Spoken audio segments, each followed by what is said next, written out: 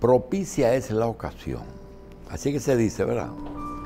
Propicia es la ocasión para que los medios de comunicación inicien una última semana haciendo un resumen de los eventos más importantes.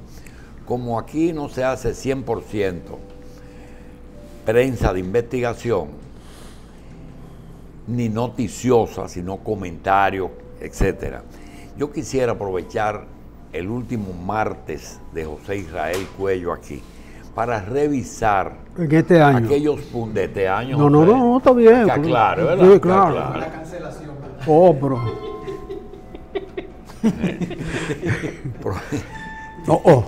Hoy tú eres loco. Vamos a hacer algo.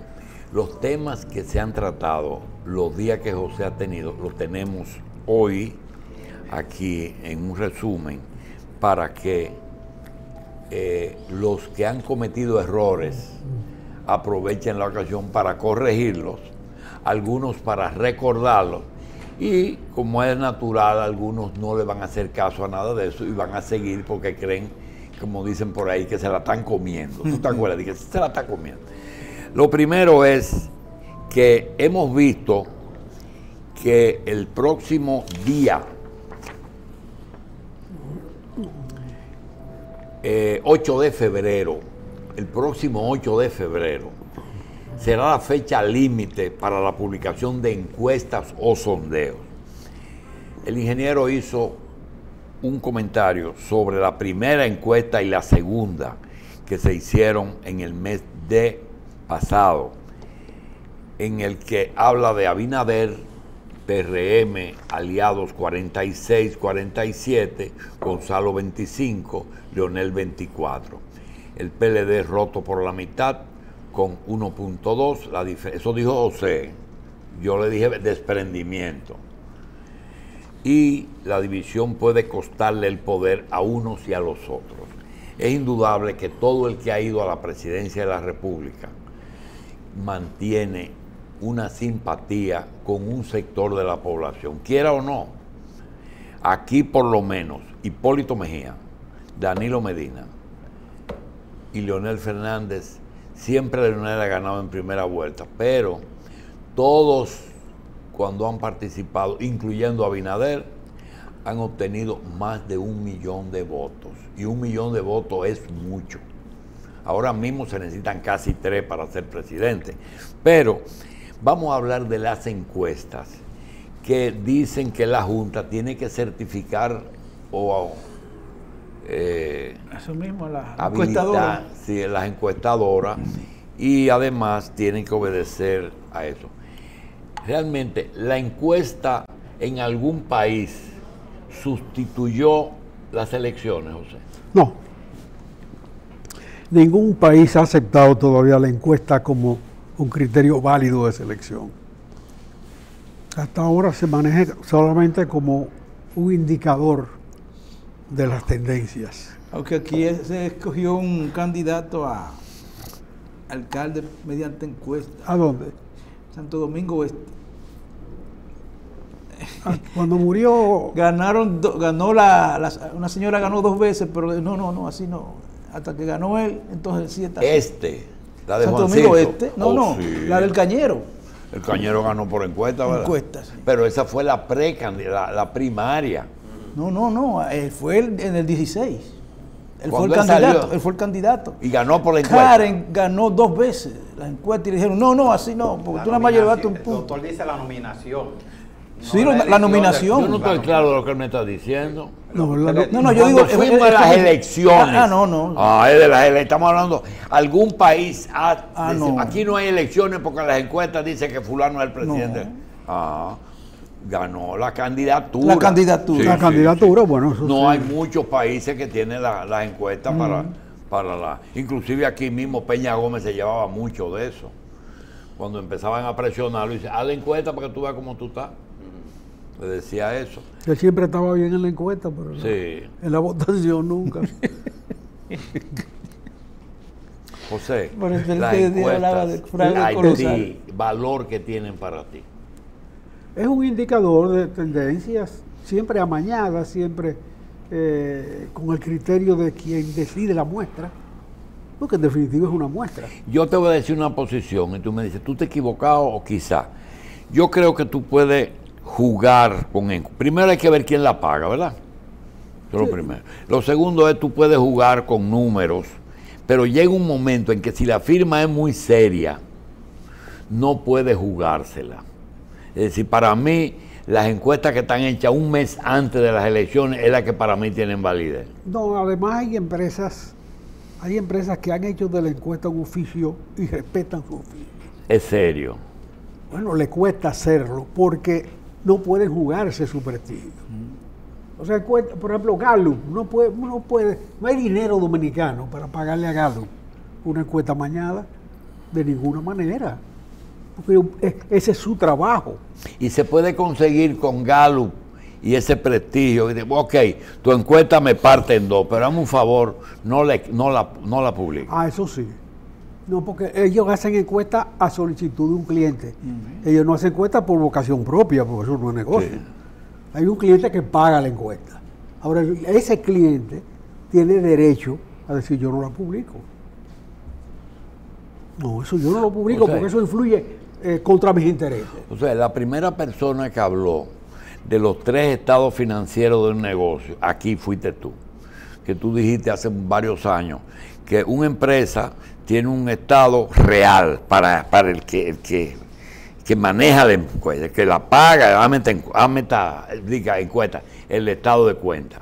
Tiene uno que le presenta a los accionistas, tiene otro que le presenta al banco para que le preste unos cuartos y tiene otro para la renta para no pagar muchos impuestos.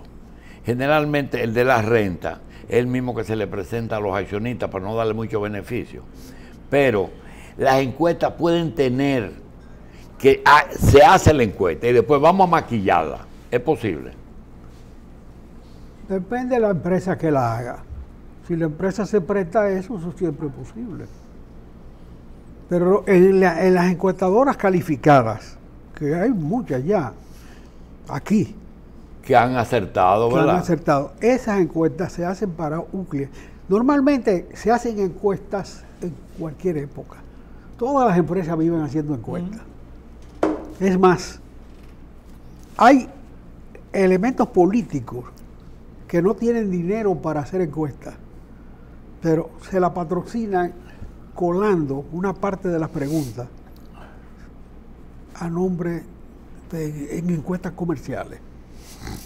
Todos los productos comerciales viven haciendo encuestas de consumo, sí. Permanentemente. Y de eso viven en gran medida las encuestadoras cuando no hay elecciones.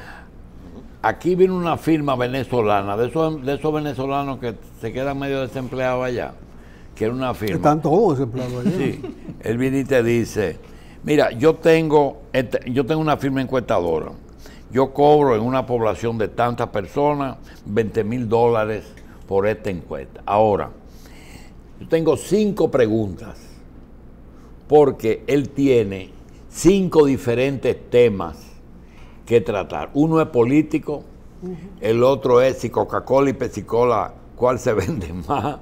El otro puede ser el campo, el otro 5 temas diferentes.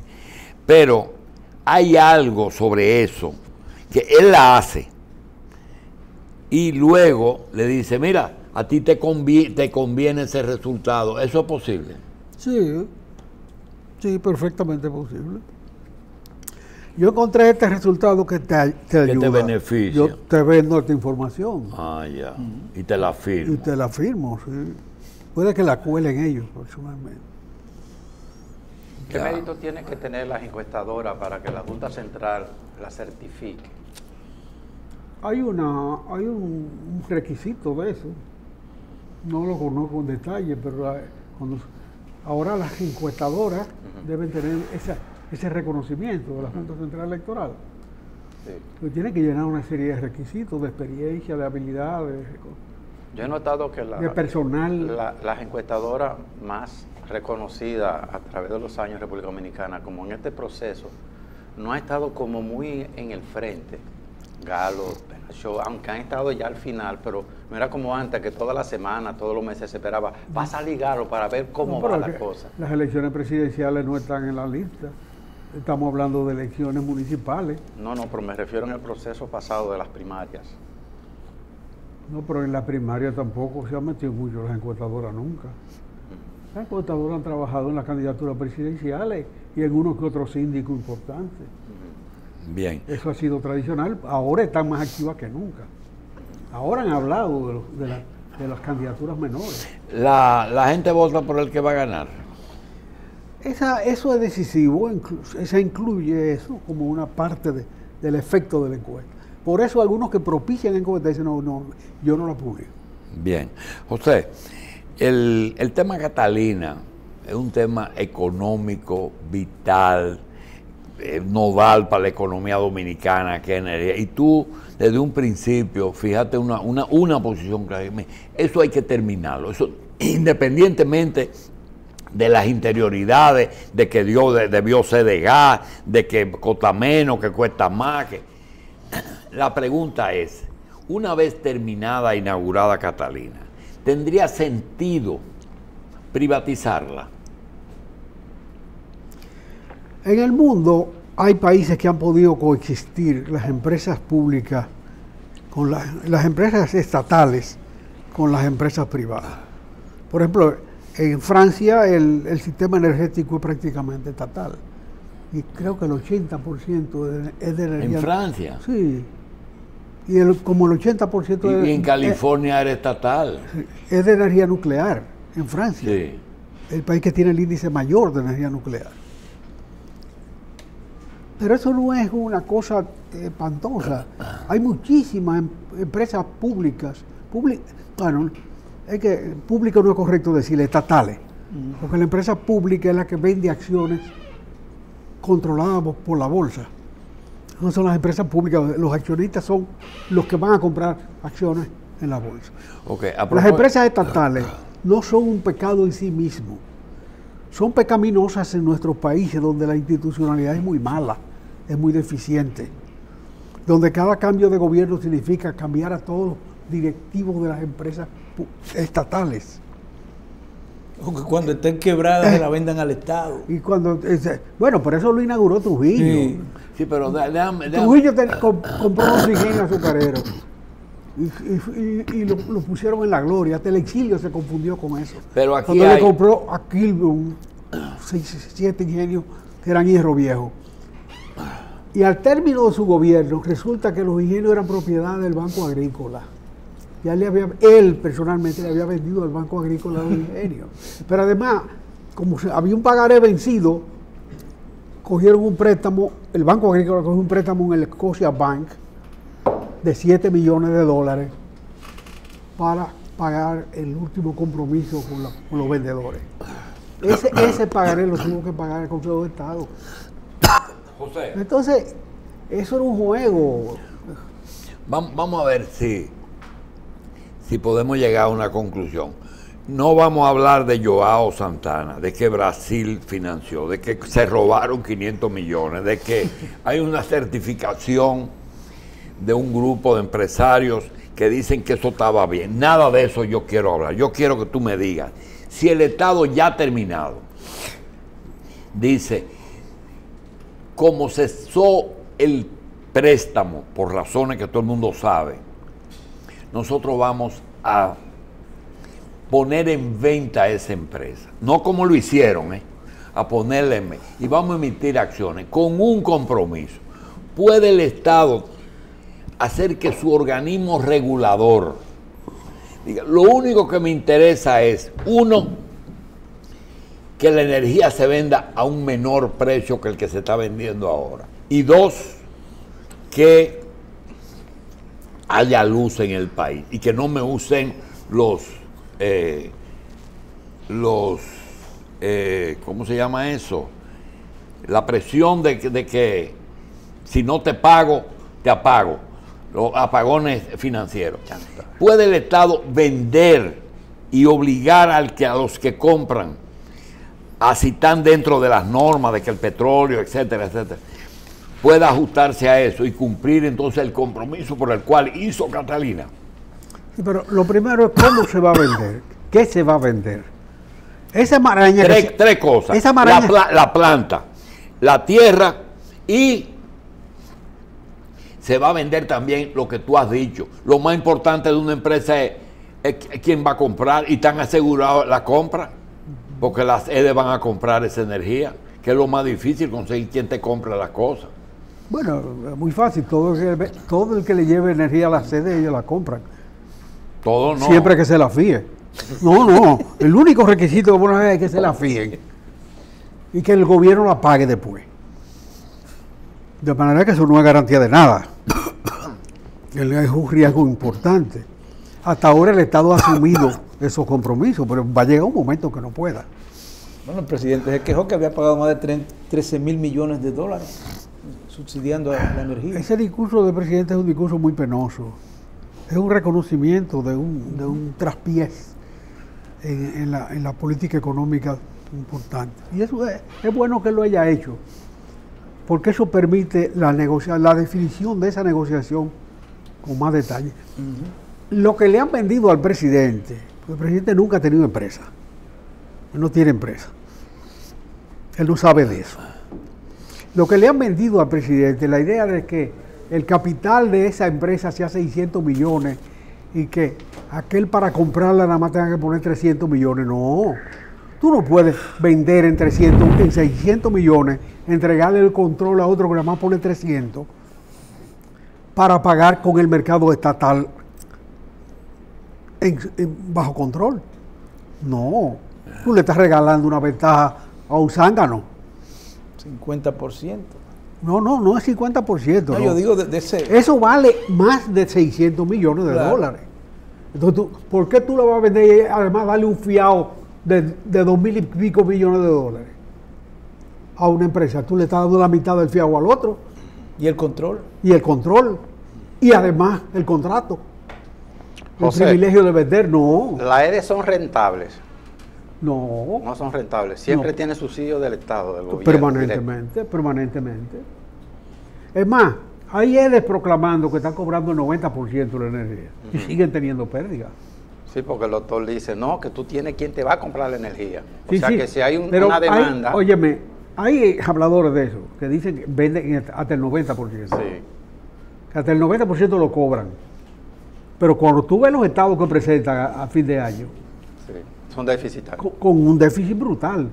¿Por qué? Porque no son económicamente viables. Eso está lleno de empleos y de porquería.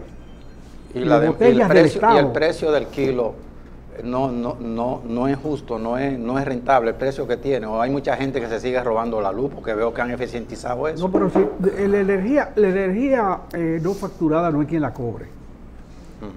Pero la facturada, sobre la facturada, hay una EDE que proclama que cobra el 90%.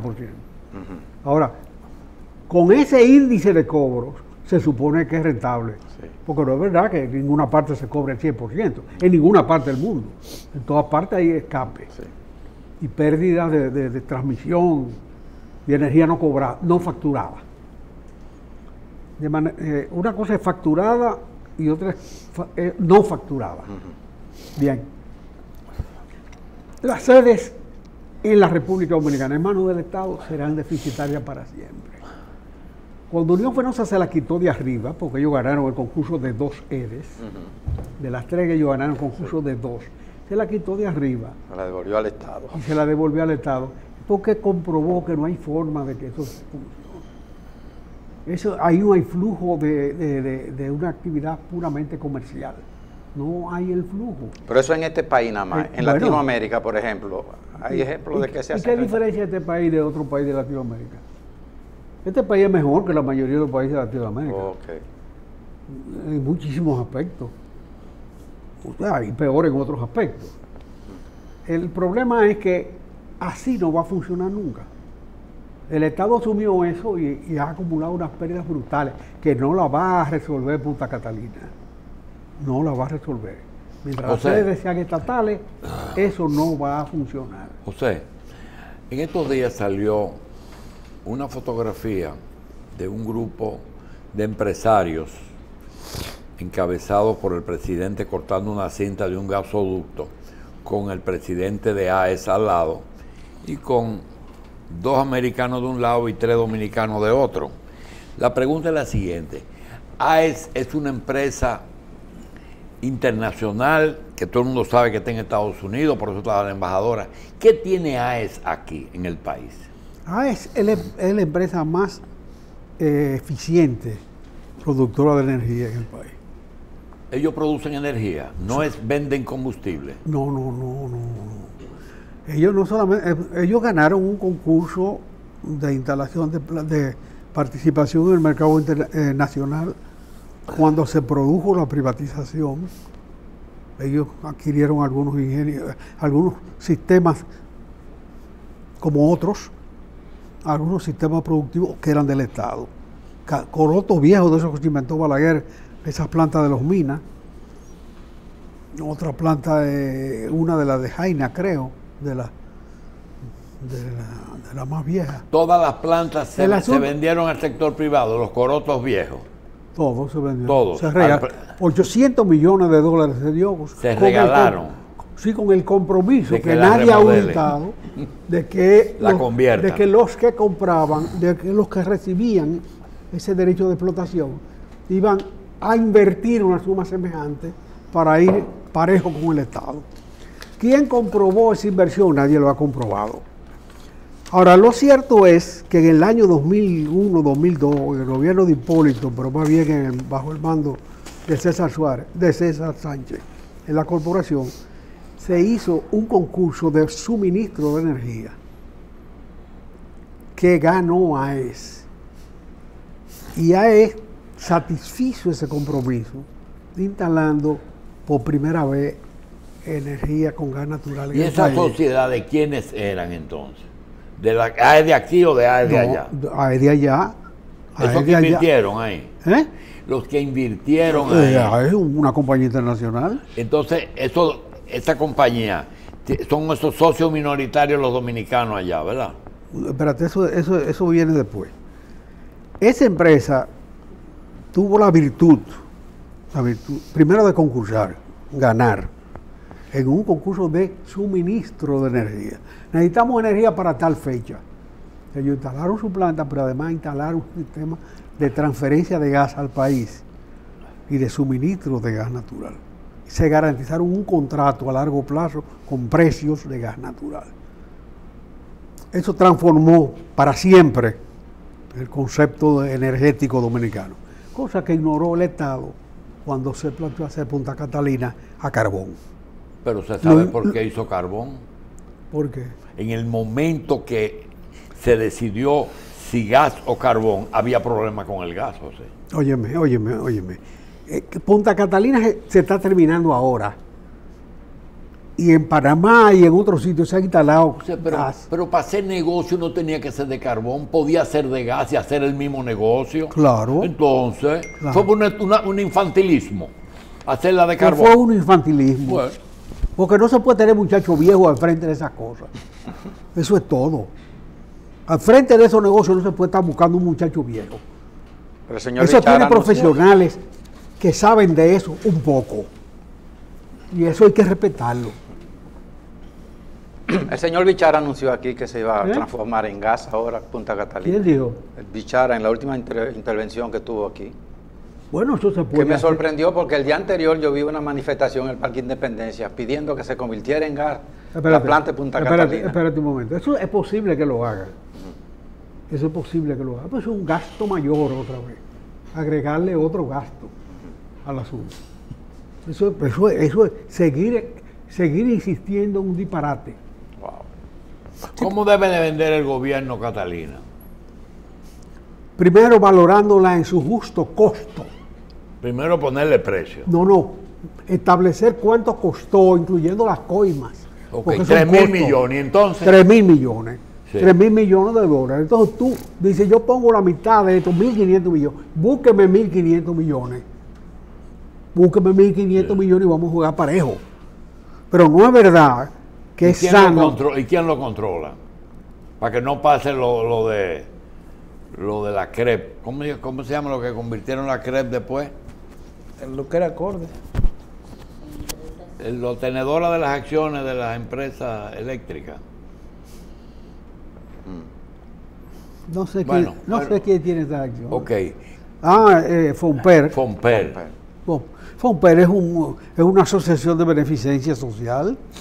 O sea, ¿tú crees que es serio que ese capital que el Estado ha puesto en manos privadas rinda dividendos a una entidad que lo que hace es cancha de basquetbol y pintar escuelas? No, hombre, no, por favor. Eso es una falta de respeto al país. ¿Y en qué debe invertir eso? En lo que cualquier inversionista haría con esos cuartos, en crecer económicamente. Tú le preguntas, ¿a quién? A los que hacen eso todos los días. Los que hoy tienen 10 empresas y mañana tienen 15.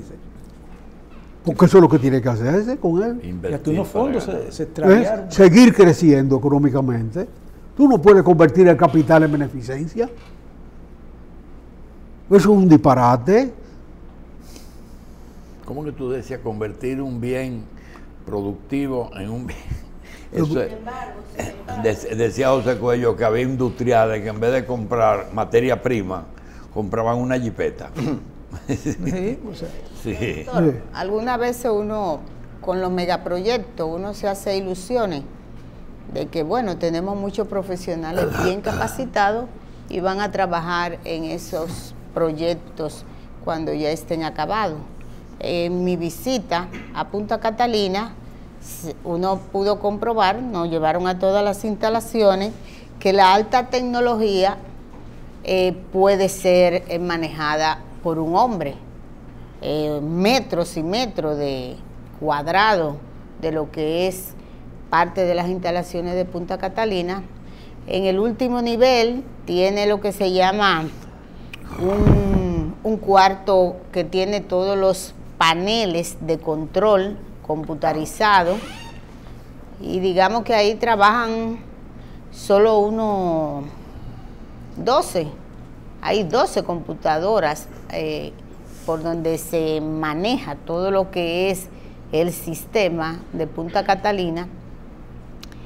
Y también durante ese recorrido se pudo comprobar que lo que viene siendo el almacén o el parque de la acumulación de carbón, eso tiene una distancia como de aquí a la Rafaela Sánchez. Eso es enorme, enorme, y su tecnología es tan alta que pocas manos pueden administrar en términos técnicos esa mega obra que todos soñamos que iban a haber muchas manos de obra debido a su magnitud, pero las nuevas tecnologías dicen que los recursos humanos están simplificados por esa propia alta tecnología. José, hemos hablado varias veces de Gran Bretaña. Mucha gente ve Gran Bretaña lejos y el Brexit. Antes de hablar de qué está pasando allá, ¿por qué lo que está pasando con el Brexit merece que nosotros hablemos tanto de Gran Bretaña aquí? Fíjate, el mundo vivió una etapa que sufre una paralización ahora de concentración, de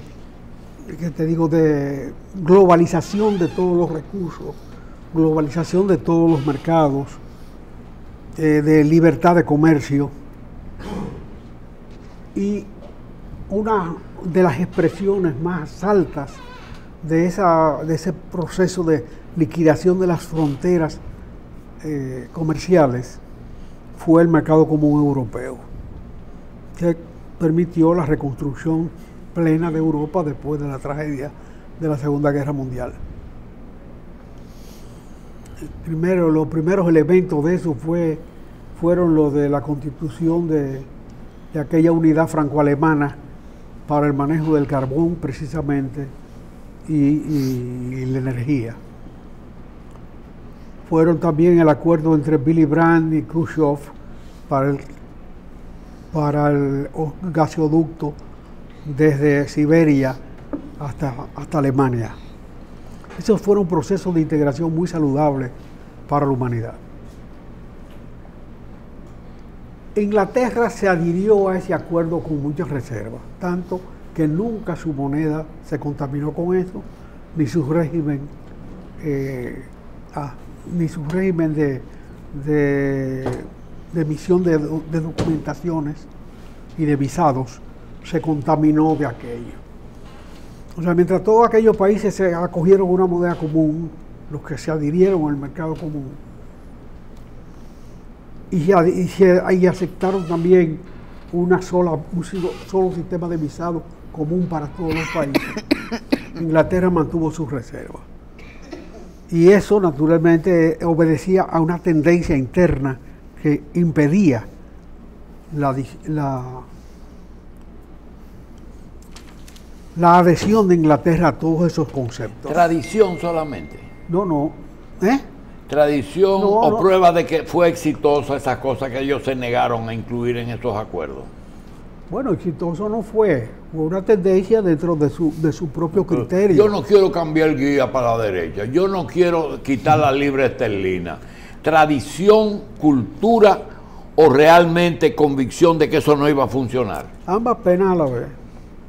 Pero en definitiva, esas dos cosas son una expresión de una tendencia. Sí, de varias cosas, porque eso son pero una tendencia a no adherirse, sencillamente. Su condición insular le ayudó mucho también a mantenerse aislada. Mira, yo creo que, eso arranca del papel que jugó Inglaterra en la primera revolución industrial del mundo. Sigue ahí, dime, hasta ahora, ¿cómo se manejan los 10 años que tuvo la Unión Europea con Inglaterra con esas excepciones? Bueno, pues los mercados se integraron mucho. Y nosotros nos beneficiamos. Todos nos beneficiamos mucho de eso. Ahora bien, el Brexit fue una acentuación de esas tendencias centrífugas de Inglaterra frente a este proceso, que ha culminado con una votación reciente y ya la aceptación de que Inglaterra se desprende de la Unión Europea. Pero al mismo tiempo tú puedes apreciar dos cosas. Primero, que no toda Gran Bretaña está implicada en el asunto. Irlanda está ahí. Y Escocia. En Irlanda se expresa en una reducción de las tensiones entre las dos Irlandas. Y en Escocia se expresa en una tendencia claramente definida hacia ellos integrarse con la Unión Europea y fuera de Gran Bretaña.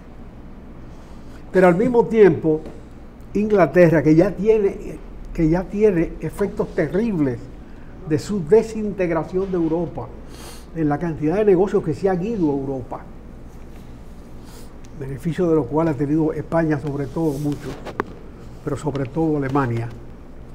Alemania y España han sido los grandes beneficiarios hasta ahora, Francia en tercera medida, de esa huida de actividades que normalmente se desarrollaban en Londres o en el terreno de Gran Bretaña.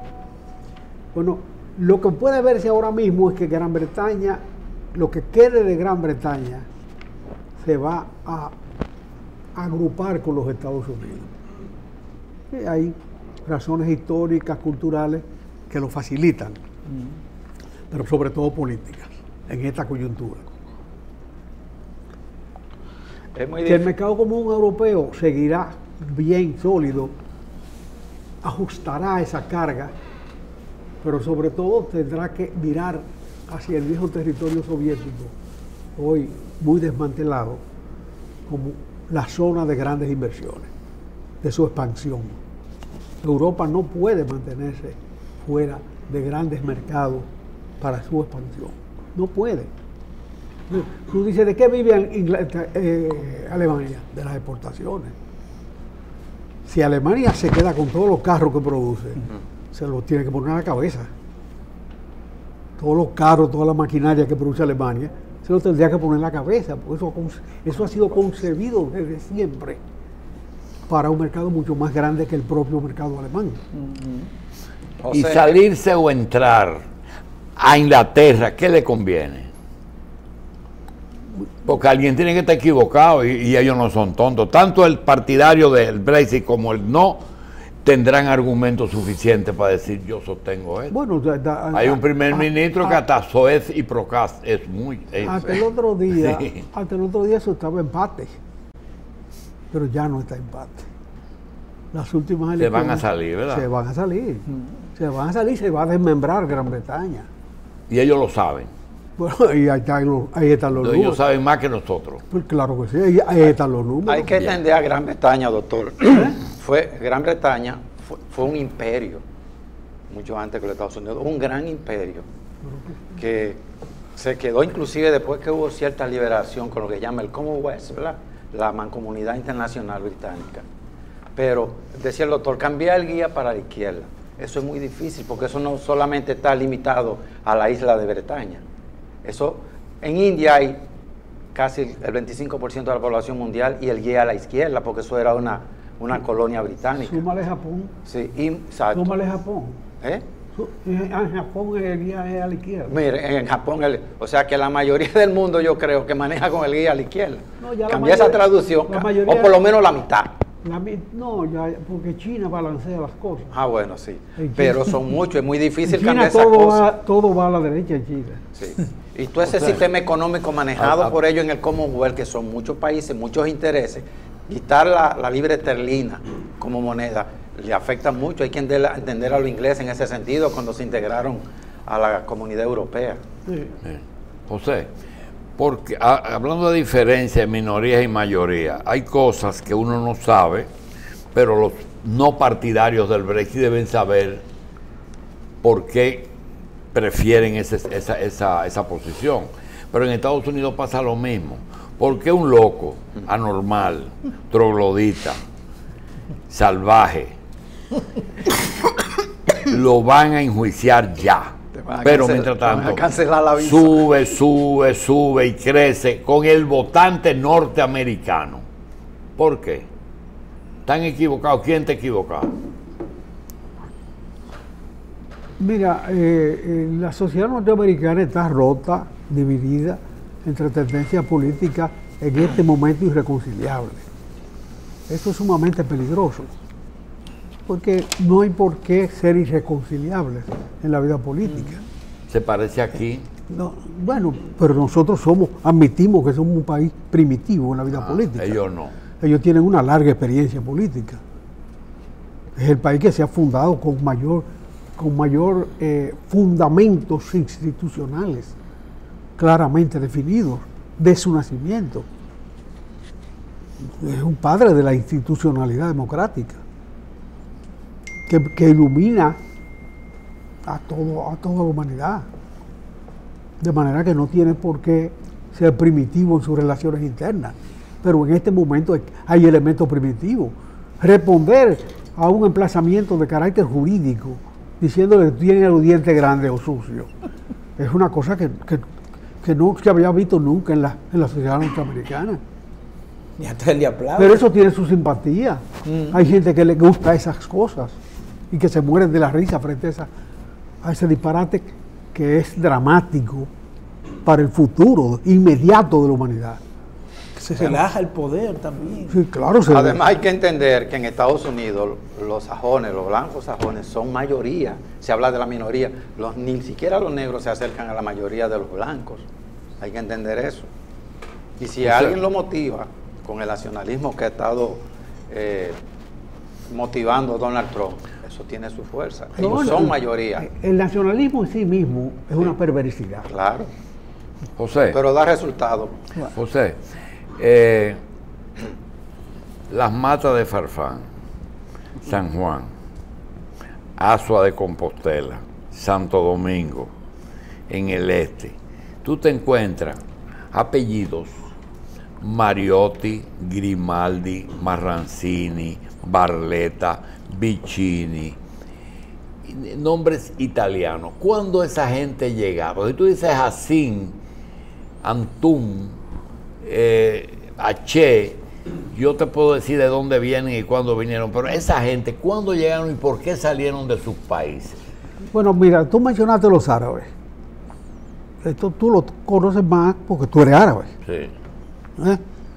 Y todos tenemos algo árabe Sí. en este país.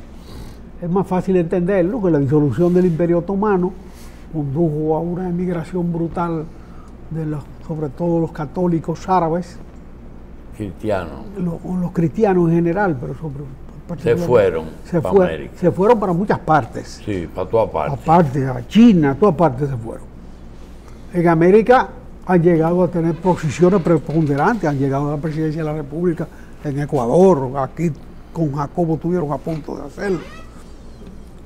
De manera que eso lo entendemos bien. Pero el problema de Italia es más complicado, fíjate. Hay dos Ellos no procesos. tenían una ocupación turca ya. Sí, pero hay dos procesos que tienen un paralelismo extraordinario. En diferentes épocas. Mira, en 1492, vamos a contextualizar, como dice el presidente Fernández. Ah, bueno, sí. El descubridor era italiano. Espérate, en 1492 se vivió el momento más importante, creo yo, de la historia de España. Fíjate, sale Colón para acá con la protección española, con el auspicio español. Los judíos. Expulsan los judíos, rescatan Andalucía de los árabes. Se publica la gramática de Nebrija, siendo la lengua un elemento Todo en 1 o fundamental. 2 años. En el mismo año, en el 1492. Y descubren América. Y descubren América, eso es fundamental. Pero al mismo tiempo, Colón salió para acá, creo que fue un 5 de agosto, ¿verdad? Creo que Colón salió para acá un 5 de agosto. Sí. Salió Salió Pablo de Moguer. allá para acá, ¿verdad? Bueno, el 11 de agosto, son 6 días después, fue elegido Papa Alejandro VI, un español. Ajá, ¿eh? Sí, el Papa Borgia. Ah, ese es Borgia. Sí, bajo su égida y bajo el mando de su hijo César Borgia, Sí. se producen los primeros elementos de unificación de Italia. Hasta ese momento Italia era un territorio de mando de carácter feudal, de Muy bien. condes, duques y marqueses y aristocracia, donde la propiedad de la tierra era lo fundamental. Entonces, bajo el mando de Alejandro VI y de la capacidad militar y Entonces, política. fue un papa que salió el proyecto de un papa o del hermano del papa. El hijo del El hijo. Papa. Digo, el hijo del Papa era el ejecutor. Entonces, los Borgia son los autores de la unidad de Italia. El de los primeros espamos. Fíjate que España está conquistando aquí. Y ellos conquistaron Italia. Se quedando aquí. Sí, pero al mismo tiempo el dinero que produjo América, la plata de Potosí que le llaman, todo el oro, ¿en qué lo gastaba España? En conquistar a Italia. Todo ese dinero se gastó En unificar. en guerras en Italia. Ahora, los estados pontificios, que era el objetivo de Alejandro VI, son los primeros elementos de la unificación italiana. ¿Cuándo culmina esa unificación italiana?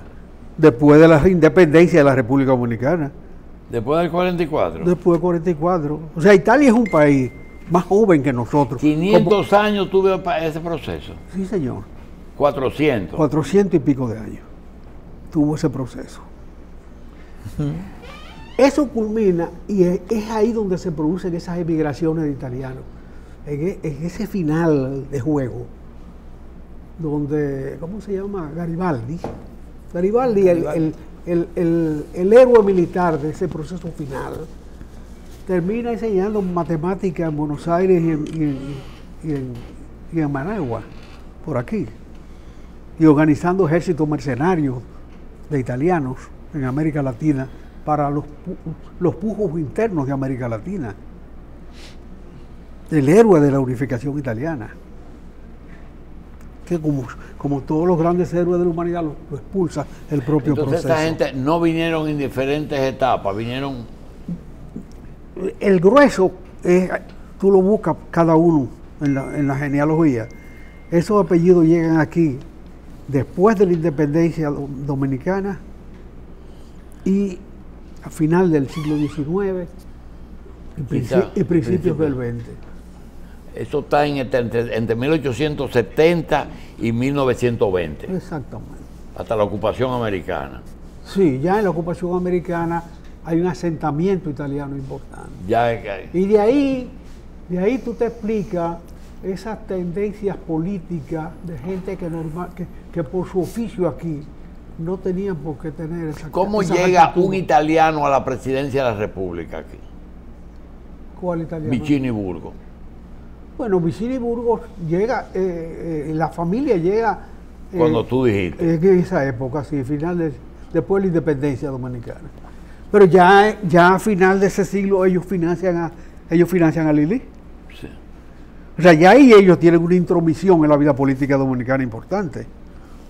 ¿Quién es que pone a Vicini Burgos en la presidencia? Los americanos. ¿Por qué? Bueno, porque necesitaban una figura prestante que garantizara... No es porque el Estado le debía. ¿A quién? ¿Qué Estado? A la familia. ¿El Estado norteamericano? No, el Estado dominicano. No. Estamos hablando de la ocupación americana. Ah. Después de 8 años aquí, cuando ellos tienen que irse, dejan como presidente. Porque dejan a Vicini Dejan a Vicini. en el 24. En el 24. Él es que administra las elecciones de Horacio que Vázquez. llevan a Horacio Vázquez al poder. Es Vicini que lo hace. Entonces, la otra es la que llega aquí de turista, que se queda en Boca Chica y esas cosas. No, esa familia adquiere terreno enorme. Hay los Vicini pobres, Sí. es una rama Vicini de pobre, eso tiene muchísima tierra, Yo Villa sé. Francisca es de ellos. Yo sé. Ellos no le pueden cobrar. Los Vicini pobres, óyeme, esa oficinita que tienen ellos para cobrar tierra vieja, tierra ocupada, factura más de $1 millón de pesos diarios. De pagaré de gente que va y paga, el Porque salario. necesitan el título. Sí. Es una oficinita que tienen Esa ahí. es la que está donde está el Luperón, por ahí, en la ¿verdad? cuesta de la Duarte. Toda la parte alta de eso es de ellos. Todo eso es de ellos. El Ese era Sánchez uno que Luperón. compró en la periferia de la ciudad.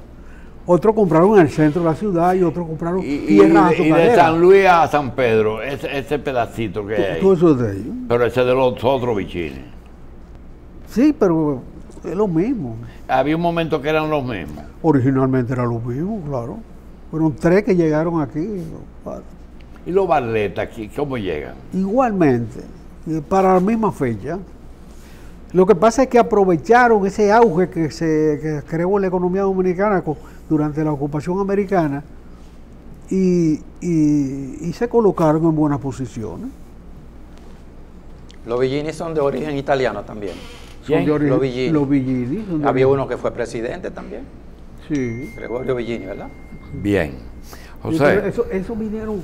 Por eso el proceso fue paralelo. A medida que se consolidaba la unidad de Italia como Italia, Sí. no bajo el mando de España y de los Habsburgo, Sí. todo eso fue, arranca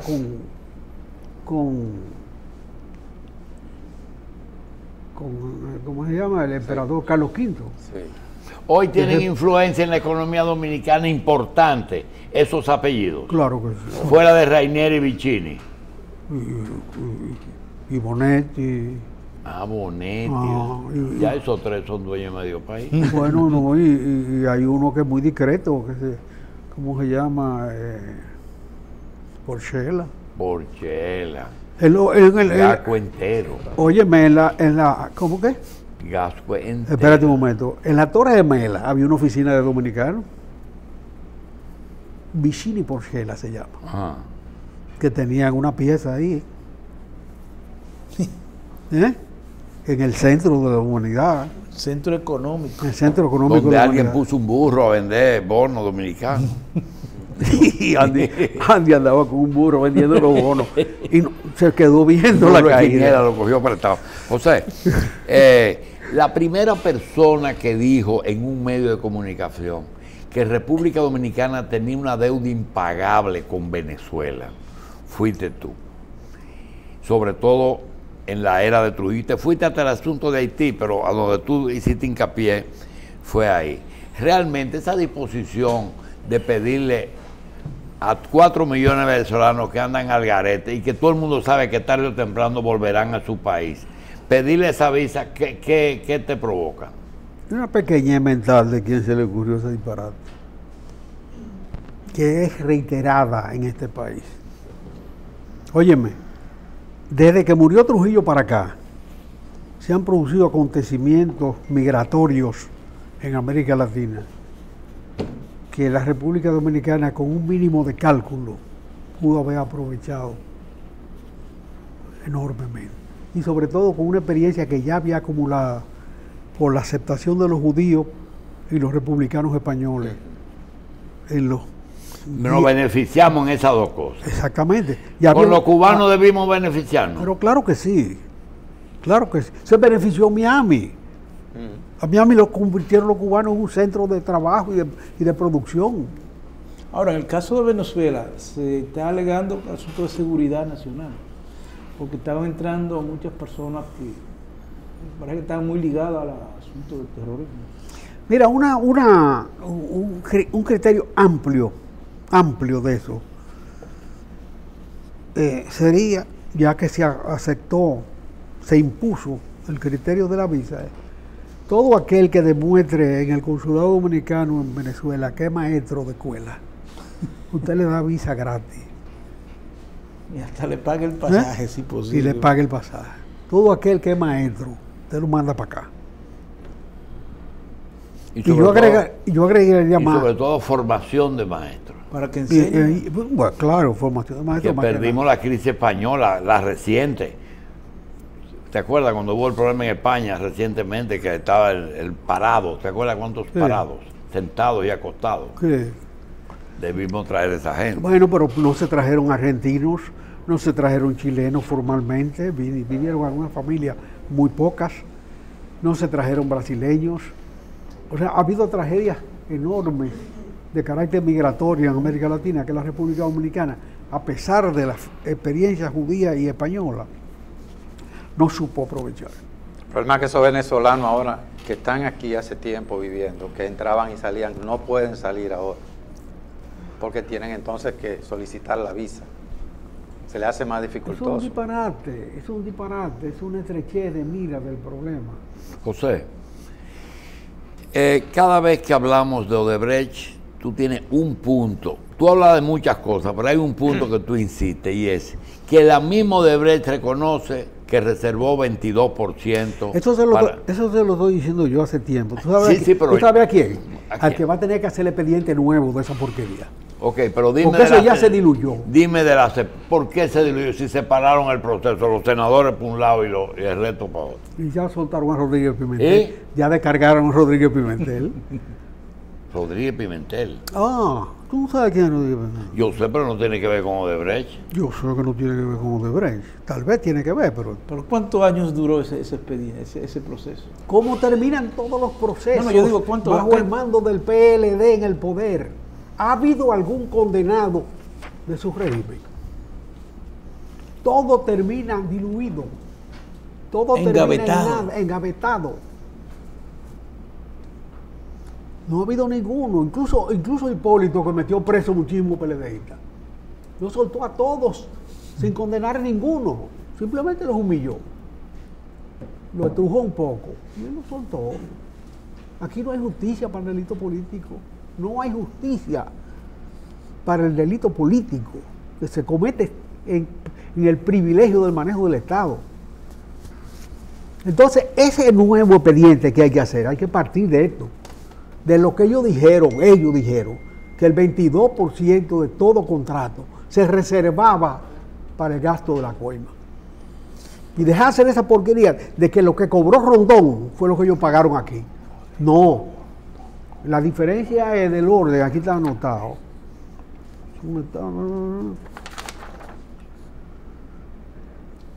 Sí, pero tiene que ser... No son 128 millones, son 1.460 millones, lo que da el 22% de todos los contratos que uno ha podido ver. Que es demasiado dinero y mucha gente se benefició, pero nada más de un solo grupito. La corrupción es un delito político. Claro que sí. La corrupción a través de ahí es que eso no es eufemístico decirle como que es muy bonito el título. Delito político. Como que es muy bonito el título. Bueno, la corrupción. Cuando tú hablas de delito político, le está buscando impunidad, es un delito común. El más común de los delitos dominicanos. Digo, fuera de matar mujeres. Sí. Bien, a propósito de lo que dice el ingeniero Cuello, Kelvin Trejo, que está dormidito hoy, tranquilo, no había juego anoche, les tiene algo.